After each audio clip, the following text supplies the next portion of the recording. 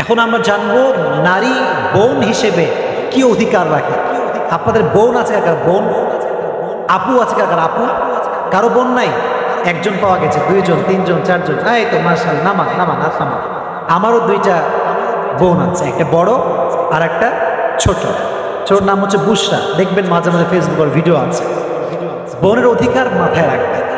ভাই হিসেবে প্রথমে আপনার অধিকার হচ্ছে আপনার বোনের জন্য আপনি তাকে বিয়ে দেওয়ার সময় সবচেয়ে বেস্ট পাত্রকে চুজ করে দিবেন। রাজি আছেন তো ইনশাআল্লাহ? আমি যখন আমার বড় বোনের বিয়ে দেই, আমি আমারটা বলি, আমার এক্সপিরিয়েন্স বলি, আমি আমার দুলাভাইকে নিজে অবজার্ভ করেছি। মানে আমি ভাই হিসেবে as a brother I observed him first. আমি তার সঙ্গে মিট করেছি, কথা বলেছি, তার বিহেভিয়ার দেখেছি, কেমন কথাবার্তা বলে। কারণ আমি যেহেতু এই লাইনে কাজ করি, আমি বিহেভিয়ার বুঝি কিছুটা। তো আমার মনে হয়েছে মাশাআল্লাহ he is the best boy that I have ever seen in my life. আমি মনে করছি এটা সবচেয়ে বেস্ট আমার বোনের জন্য। তো আলহামদুলিল্লাহ বিয়ের প্রায় 3-4 বছর হয়ে গিয়েছে। আমি বিশ্বাস করি আমার জীবনে এরকম দুলো ভাই পাওয়া আমার পক্ষে কখনো সম্ভব ছিল না। আল্লাহ আমাকে নিয়ামত হিসেবে দিয়েছে, আলহামদুলিল্লাহ।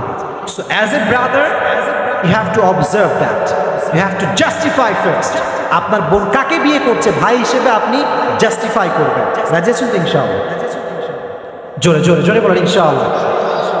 1 নাম্বার অধিকার। 2 নাম্বার, আপনার বোনের সম্পত্তি বুঝাই দেবেন। বাবা মারা গিয়েছে, 3টা বোন আছে, আপনি একা ভাই। বোনরা আপনাকে চাইবে না যে ভাই আমাকে ওইটা দাও এইটা দাও। তাদের যথা প্রাপ্য, যাদের প্রাপ্য প্রত্যেকে তার প্রাপ্য বুঝাই দেবে। রাজি আছেন তো ইনশাআল্লাহ? আরেকটা অধিকার মাথায় রাখবেন, এটা this is very sensitive, very sensitive. এবং এটা যে কতটা গুরুত্বপূর্ণ মানে I can not explain that. আমি ব্যাখ্যা দিতে পারবো না আপনার কাছে। যদি আল্লাহ না করুক যদি আপনার বোন কখনো বিধবা হয়ে যায়, বিধবা মানে বোঝেন তো সবাই, বিধবা হয়ে যায়, অথবা যদি ডিভোর্স হয়ে যায়, 2টা অপশন। এক হচ্ছে বিধবা যদি হয়ে যায়, অথবা যদি ডিভোর্সই হয়ে যায়, আপনার বোনের সমস্ত দায়িত্ব যতক্ষণ সেকেন্ড বিয়ে না হচ্ছে, as a brother you will take care of her. আপনি তাকে যত্ন নেবেন, তার যা খরচ লাগে আপনি দিবেন। হাদিস শোনেন, যে ভাই তার বোনকে ডিভোর্স হওয়ার পরে তার খরচ বহন করে, তার যত্ন করে, আল্লাহর জান্নাত তার জন্য ওয়াজিব হয়ে যায়। এবং সবচাইতে উত্তম সাদকা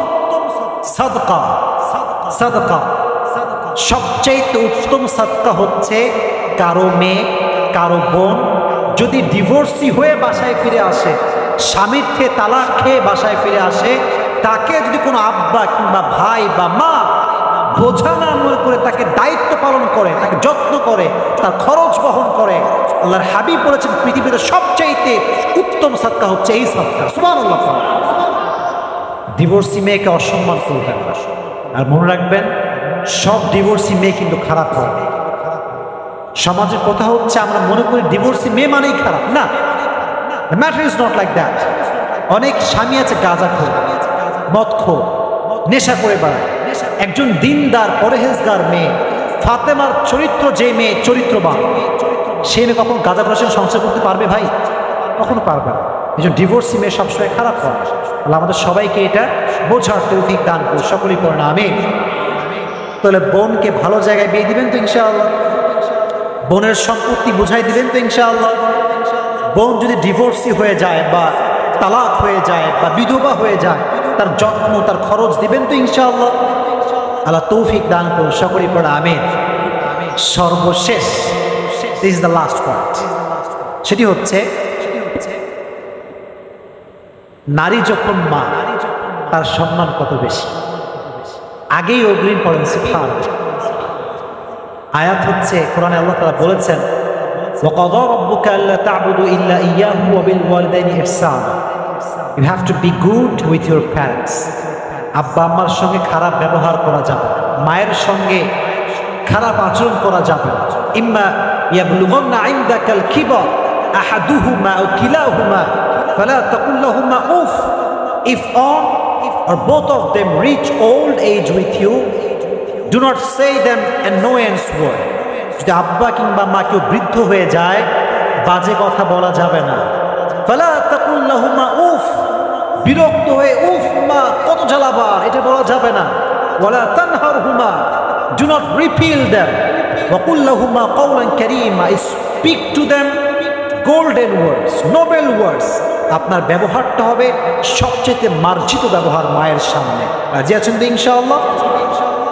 ওয়াকফিদ লাহুমা জানাহা দুল্লি মিনার রাহমা।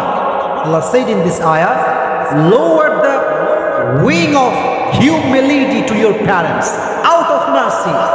আপনি আপনার মায়ের সামনে, বাবার সামনে বিনয়ের ডানা বিছিয়ে দেন। আর যখন তারা মারা যায়, মা যখন মারা যাবে, কবরের সামনে দাঁড়িয়ে পড়বেন, সবাই পড়েন রব্বির হামহুমা, মন খুলে পড়েন রব্বির হামহুমা কামা রব্বায়ানি সগীরা। দোয়াটা হচ্ছে এরকম, আল্লাহ have mercy upon them, that means have mercy upon my parents as they brought me up when I was small. আল্লাহ তুমি আমার আব্বা এবং মাকে রহম করো যেমনভাবে তারা আমাকে রহম করেছে তখন যখন আমি ছোট্ট ছিলাম, বেবি ছিলাম, দুধ খেতাম, কিচ্ছু বুঝতাম না, আমার দাঁত ছিল না, উঠে দাঁড়াতে পারতাম না, বসতে পারতাম না, তখন আমাদেরকে আব্বা আম্মা যত্ন করেছে। আব্বা আম্মার জন্য মন খুলে দোয়া করার দরকারটা যুবক ভাইয়ের আছে না নাই? আল্লাহ আমাদের সবাইকে নারীদের যে অধিকার ইসলাম দিয়েছে প্রত্যেকটা অধিকারকে আদায় করার তৌফিক দান করে। আমিন বললেন না কেন? জোরে সুরে পড়েন আমিন।